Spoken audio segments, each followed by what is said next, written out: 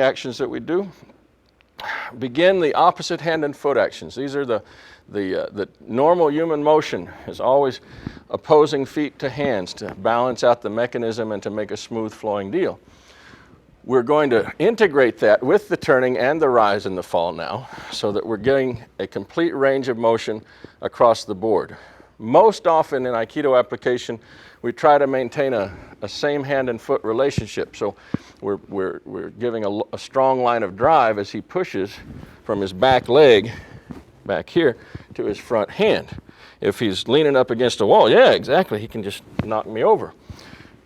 There are times, however, when your opposite hand and foot will be engaged, when this foot comes out, yeah, and you'll have to be able to replicate some power there. It will never be as efficient, but it will always have the potential for getting the job done. So we don't want to ignore any of these opposite relationships either. So from that circumstance, we're again going to be operating out of an open hip turning action, but this time the other hand is rising. And again, it rises straight up to the peak, right above our heads. Boom, there you go.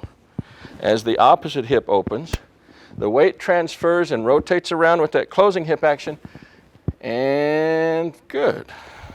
Then the opening of the hip, opposite hip, opposite. There we go, closing of the hip.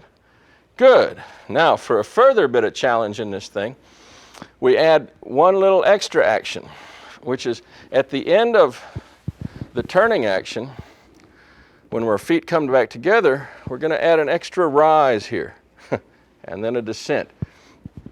That extra rising action puts you into a rare case in terms of what normal human motion does. Almost always in normal human activity, every time the body's center of gravity drops, what will come next will be a rise. The feet will come together, the body will rise. Every time the center of gravity has come up to a body rise, what can be predicted almost always is that it's about to drop. The center of gravity is going to descend and the feet will come apart. This is a specialized little action that we'll see replicated later in its obverse, in which we're actually going to go to the peak of body rise, our feet coming together, and then rise again. And so we're saying at the end of a body rise, we can tack on an extra body rise, even though it's rarely done, and even though it may not be obvious why we would want to do so at this time. Over our course of training, we will find various applications of going into these rising functions that will be very useful to us. It's a specialized case, and it's a case in which if you're doing hand randori with someone and they have never trained to do an extra rise on top of a rise and you have, they may have a trouble in matching your movement, in matching your center of gravity. You can actually get the drop on them just because you have trained to put your reflex up at that particular time to tack a little extra rise on top of body rise. So you got the picture? So we're going to open the hip. We're going to rotate 180 degrees and then rise and descend under control. Nice. Then same thing on the other side. Open the hip. There you go. Rotate 180 with the closed hip. Rise and fall. Very nice.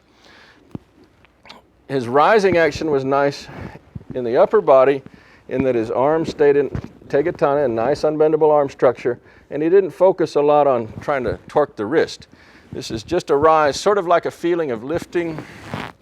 Oh, like you got a big down comforter and you got to put it way up at the top of a closet, and you're just reaching. This is a feeling of reaching as we do this action, not a feeling of pulling or curling back. People sometimes get into a habit of doing this at the peak of rise, which just stimulates the reflex in their lower back and makes them more vulnerable to a spine lock again. So the lifting action is going straight up with the feeling like you're rising in an elevator, sort of. Okay, so we'll do this one more time together.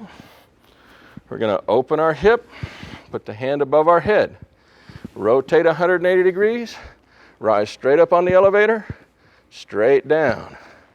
We're going to put the hand above our head with the left hand, rotate, closing the hip again, rise up on the elevator, and down. Excellent.